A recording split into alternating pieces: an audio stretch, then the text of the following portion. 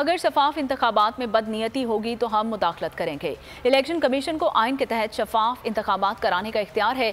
निगरान हुकूमत को तबादलों का खुला इख्तियार नहीं देना चाहिए। Chief justice of Pakistan Umar Ata Bandial के मुकदमे की समाअत के दौरान रिमार्क्स। ऑडियो वीडियो लीक्स में बेबुनियाद इल्जामात लगाए जा रहे हैं। सुप्रीम कोर्ट को बदनाम किया जा रहा है। दस्तूर पाकिस्तान हमारे इदारे को भी तहफ़्फ़ुज़ दे। चीफ जस्टिस उमर अता बंदियाल ने ऑडियो वीडियो लीक्स के मामले पर शदीद बरहमी का इजहार कर दिया। गुलाम मोहम्मद जोगर तबादला केस में रिमार्क्स दिए। टेप्स पर सब्र और दरगुजर से काम ले रहे हैं। सुप्रीम कोर्ट को बदनाम करने की कोशिश की जा रही है। दौरान समाअत इलेक्शन कमीशन से मुताल्लिक रिमार्क्स में कहा, इलेक्शन कमीशन के इख्तियारात वसी हैं, लेकिन निगरान हुकूमत को तबादलों का खुला इख्तियार नहीं देना चाहिए। अगर शफाफ इंतखाबात में बदनीयती होगी तो हम मुदाखलत करेंगे। गुज़िश्ता समाअत का हवाला देते हुए कहा, पार्लियामेंट ने हमारी बात को गलत समझा।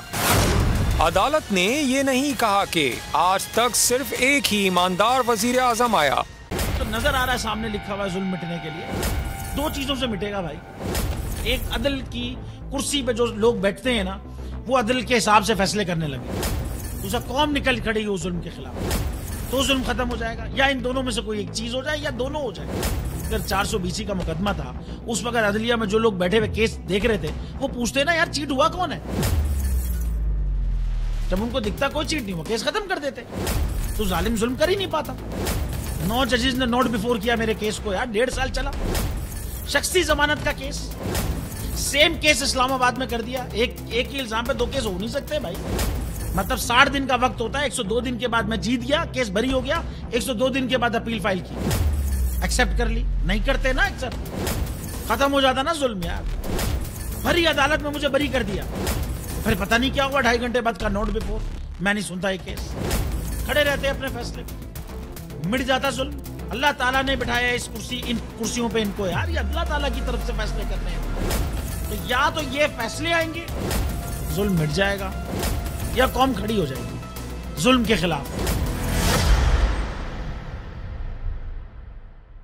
रहमत का महीना आ गया है, बख्शिश का सफीना आ गया।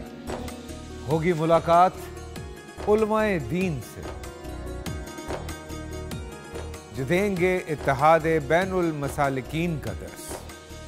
जिक्र होगा अंबियाए कराम का। रमजान की स्पेशल ट्रांसमिशन रमजान में।